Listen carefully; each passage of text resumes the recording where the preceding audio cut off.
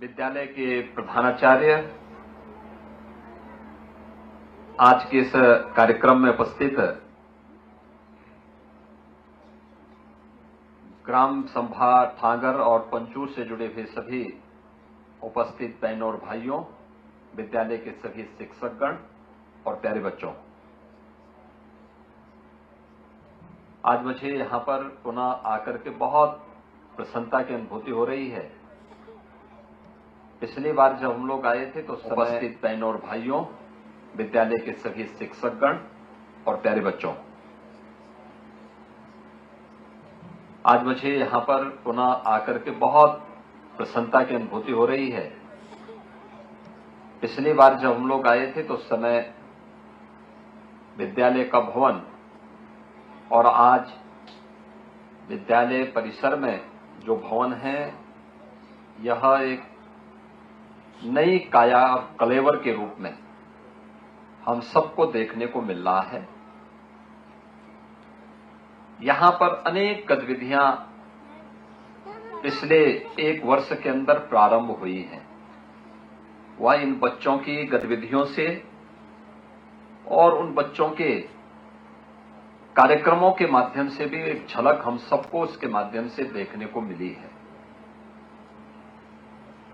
मैं इन सभी कार्यक्रमों को, जिनका मार्गदर्शन और जिनके नेतृत्व में उत्तराखंड सरकार आज कार्य कर रही है और निरंतर प्रधानमंत्री मोदी जी के विजन को प्रभावी ढंग से इंप्लीमेंट कर रही है, ऐसे यहां के लोकप्रिय मुख्यमंत्री श्री पुष्कर सिंह धामी जी को, शिक्षा मंत्री श्री धन सिंह रावत जी को और CSR निधि से इस पूरे कार्यक्रम को इन विद्यालयों के कायाकल्प के कार्यक्रम के साथ जुड़ने के लिए मैं श्री उमाशंकर भरतिया जी को, IGL परिवार को और उनके सभी सहयोगियों को हृदय से धन्यवाद देता हूं और अभिनंदन करता हूं।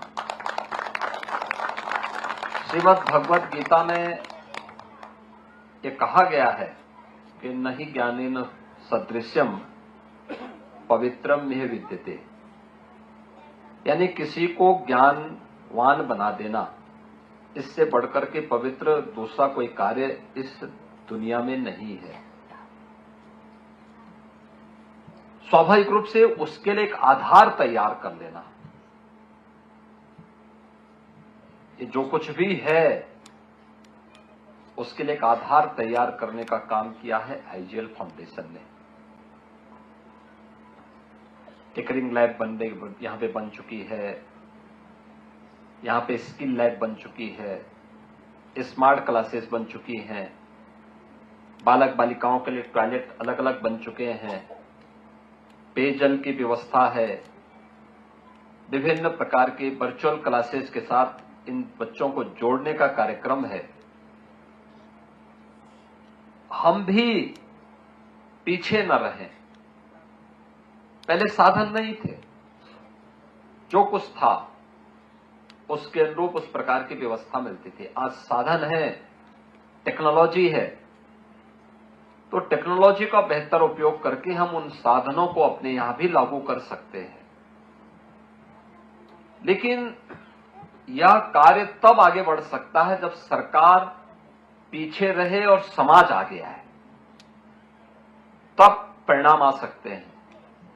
जब सरकार आगे रहेगी तो समाज फिर उससे दूरी बनाता है, और इसलिए सरकार का मार्गदर्शन, सरकार का विजन हो, लेकिन उसको लागू करने के लिए उसके क्रियान्वयन का पक्ष समाज को निभाना पड़ेगा। समाज जब उसको निभाता है तो उसके परिणाम भी उतने ही रोचक तरीके से हम सबके सामने आते हैं। पहले साधन नहीं थे, साधन नहीं हुआ करते थे।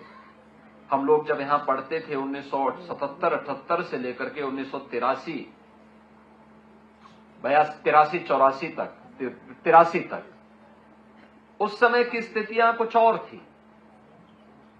साधन नहीं थे, लेकिन हमारे गुरुजनों ने जिस उन सीमित साधनों से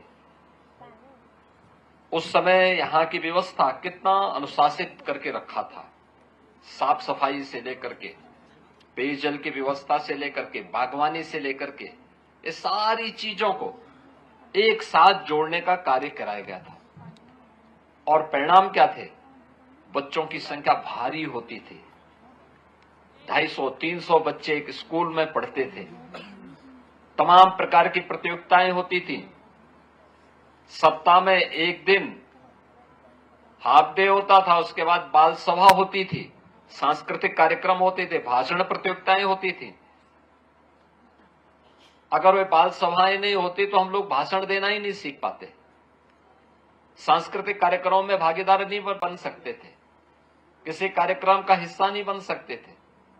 समय समय पे खेलकूद की प्रतियोगिताएं होती थी, प्रतिदिन मॉर्निंग असेंबली होती थी, उसमें स्वच्छता के बारे में भी लोगों को प्रेरित किया जाता था, एक नई प्रेरणा प्रदान की जाती थी, बताया जाता था और उसका परिणाम हम सबके सामने आता था, दिखता था, लोगों को बताया जाता था कि हां, ये कार्यक्रम इस रूप में आगे बढ़ने हैं।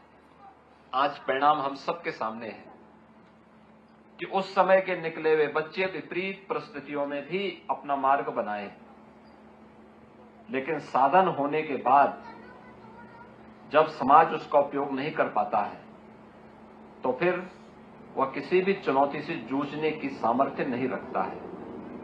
और मैं इस बात के लिए यहां पर आज धन्यवाद दूंगा कि ये साधन यहां पर सरकार के साथ साथ निजी संस्थाएं भी अपना साधन देकर के उसको और उपयोगी बनाने का काम कर रही हैं, जिसमें आज यहां पर यह सुविधा उपलब्ध करवा करके आईजीएल फाउंडेशन ने एक नहीं 4-4 विद्यालयों के लिए, थांगर के दोनों प्राइमरी स्कूल को भी और जूनियर हाई स्कूल को भी, ऐसे ही कांडी के जूनियर हाई स्कूल को और बिथाणी के प्राइमरी स्कूल को भी, ये चारों गवर्नमेंट के विद्यालय हैं, चारों विद्यालयों को इन्होंने कायाकल्प के साथ जोड़ करके, अत्याधुनिक सुविधाओं के साथ जोड़ करके उन बच्चों को भी आज देश और दुनिया के अंदर क्या कुछ हो रहा है शिक्षा के क्षेत्र में, इनको जोड़ने का काम किया गया है। मुझे लगता है कि यहीं पे सरकार और समाज दोनों का समन्वय इस रूप में प्रभावी ढंग से आगे बढ़ता है। अब दायित्व तो बनता है हमारे शिक्षकों का, वे प्रभावी ढंग से अपनी भूमिका का निर्वहन अगर कर देंगे तो उसके परिणाम भी उसी रूप में आएंगे। मुझे बहुत अच्छा लगा आज यहां पे जब हम लोग बच्चों को पुरस्कार वितरण कर रहे थे, मैं उनके चेहरे की चमक से बता सकता था कि वास्तव में उनके मन में कुछ करने की तमन्ना है, वे कुछ करने की सामर्थ्य रखते हैं। उनके मन में अब एक नई जिज्ञासा पैदा हुई है देख करके, एक औपचारिकता नहीं, और मैं तो कहूंगा कि अब तो सरकार के स्तर पर बहुत कुछ प्रयास हो रहे हैं। हमें सरकारी स्कूलों से भागना नहीं चाहिए, सरकार साधन बढ़ा रही है। यहां के अभी माननीय मुख्यमंत्री जी ने भी और शिक्षा मंत्री जी ने भी अपनी बात कही कि क्या क्या सुविधाएं हम बना उसमें आगे उसमें अभिवृद्धि कर रहे हैं, कैसे उसको आगे बढ़ाने का काम कर रहे हैं।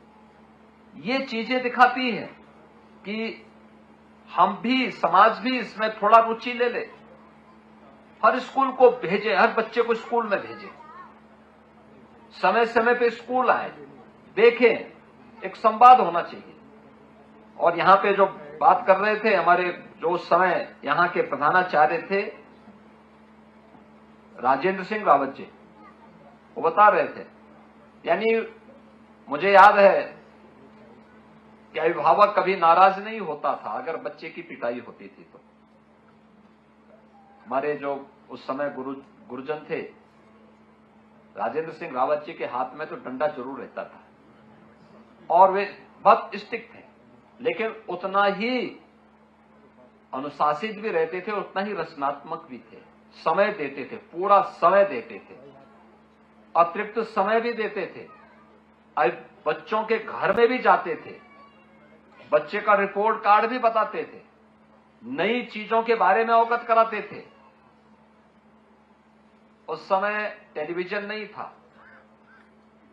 न्यूज़पेपर भी नहीं आते थे, लेकिन देश और दुनिया में क्या कुछ हो रहा है, मॉर्निंग असेंबली यानी सुबह की जो प्रार्थना सभा होती थी, उसके बारे में बच्चों को अवगत कराते थे। देश के अंदर क्या निर्णय या प्रदेश के अंदर सरकार ने क्या निर्णय लिया है, उस समय की जानकारी बताई जाती थी।